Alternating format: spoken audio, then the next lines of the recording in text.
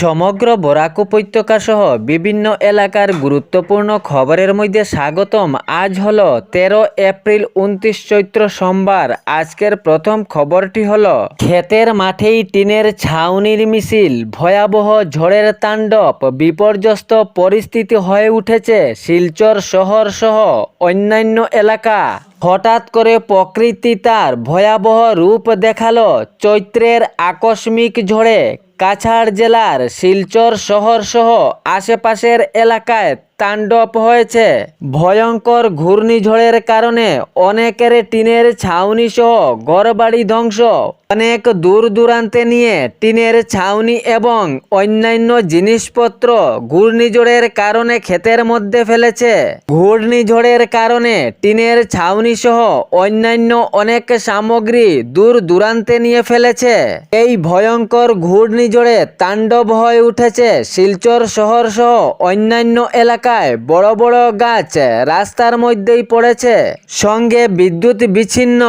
এই ভয়াবহ ঘূর্ণিঝড়ের তাণ্ডবে একাধিক স্থানে বিদ্যুতের খুঁটিও ভেঙে পড়েছে বলে খবর জানা যায়। বিদ্যুতের তার ছিঁড়ে অনেক জায়গায় ছিন্ন বিচ্ছিন্ন। গত রবিবার দুপুরে আকস্মিক এই ঝড়ে শিলচর সহ আশেপাশের অনেক এলাকায় বহু ক্ষয়ক্ষতি হয়েছে বলে খবর পাওয়া গিয়েছে। এই ঘূর্ণিঝড়ের জেরে অনেক লোক আতঙ্কিত হয়েছিলেন। অনেকের অসংখ্য ক্ষতি হয়েছে বলে জানা গিয়েছে। যাতায়াত ব্যবস্থা বিচ্ছিন্ন হয়ে পড়ে এই ঘূর্ণিঝড়ের কারণে, কারণ বড় বড় গাছ সড়কের উপরেই পড়েছিল। এরই পাশাপাশি জানা গিয়েছে শিলচরে গতকাল ভূমিকম্পে কেঁপে উঠল শহর।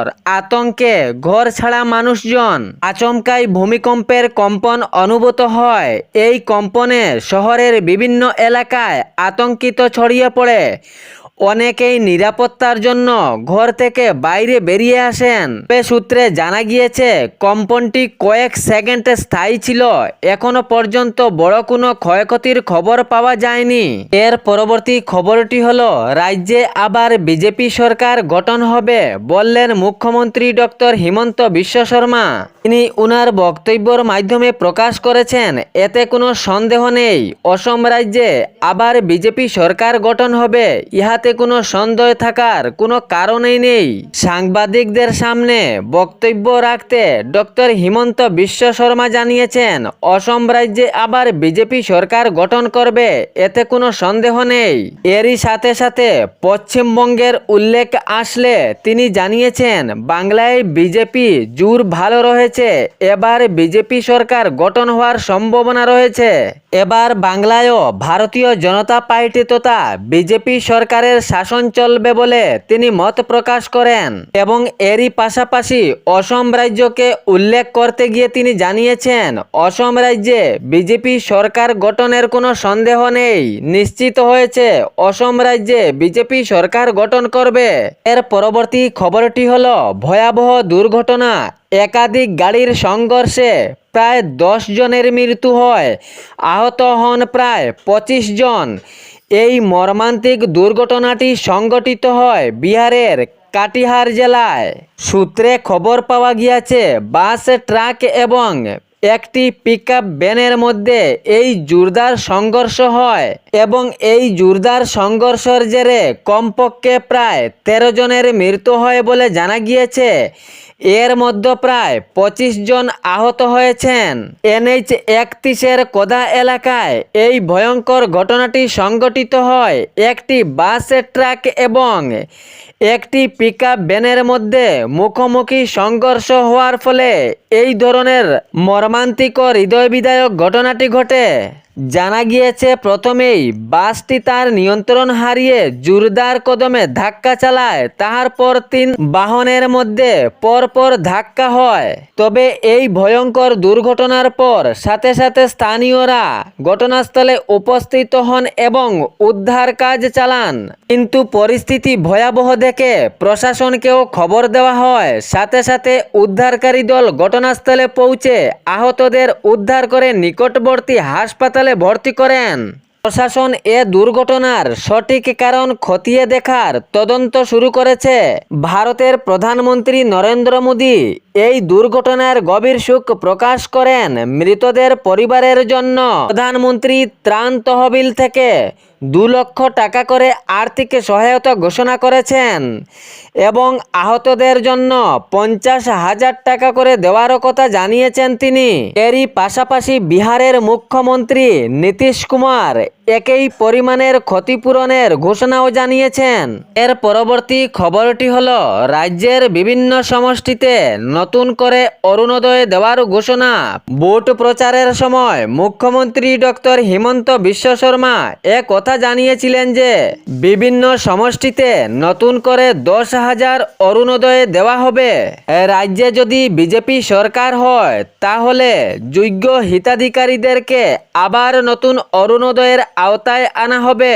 যাহাদের অরুণোদয় নেই বা যাহাদের নাম ছিল কিন্তু অরুণোদয় সংশোধনীর সময় নাম কর্তন করা হয়েছে, তাহাদেরকে আবার নতুন করে অরুণোদয়ের আওতায় আনা হবে।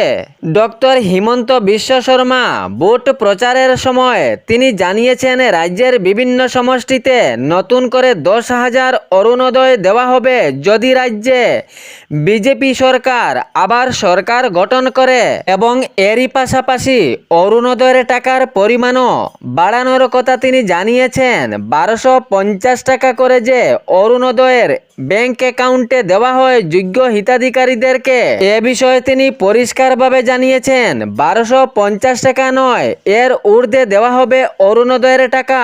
এবং যে সমষ্টিতে অরুণোদয় কম রয়েছে অর্থাৎ যোগ্য হিতাধিকারী অনেক রয়েছেন, তাহাদের নথিপত্র নিয়ে নতুন করে তাহাদেরকে অরুণোদয়ের আওতায় আনা হবে।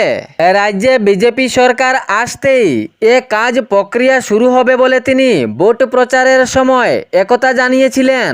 এর পরবর্তী খবরটি হলো ভয়ঙ্কর ঘটনা। গা শিউরে ওঠার মতো এক ঘটনা সামনে এসেছে। ট্রাকের ভেতর থেকে উদ্ধার হলো মা ও 3.5 বছরের শিশুকন্যার আধপুড়া অর্ধনগ্ন দেহ। এ ভয়ঙ্কর ও নৃশংস ঘটনাটি ঘটেছে পশ্চিমবঙ্গের সন্দেশখালীর মণিপুর এলাকায়। এ ভয়ঙ্কর ঘটনার খবর শুনে সঙ্গে সঙ্গে পুলিশ প্রশাসন ঘটনাস্থলে উপস্থিত হন।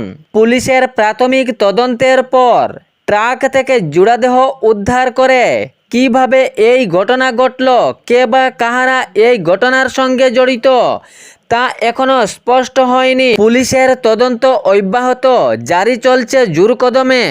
তবে জানা গিয়েছে মৃত গৃহবধূর নাম সুনিতা মাইতি ও শিশুকন্যার নাম সুধি মাইতি। এ ঘটনার তথ্য সন্ধানে তদন্ত জোর কদমে শুরু করেছে পুলিশ প্রশাসন। এ ছিল বরাক উপত্যকা সহ বিভিন্ন এলাকার গুরুত্বপূর্ণ খবর। এরকম নিত্য নতুন খবর পাওয়ার জন্য চ্যানেলটি সাবস্ক্রাইব করে রাখবেন এবং ভিডিওটি লাইক করে শেয়ার করতে ভুলবেন না, যাতে সঠিক সংবাদগুলো অন্যজনের কাছে পৌঁছায়। ধন্যবাদ।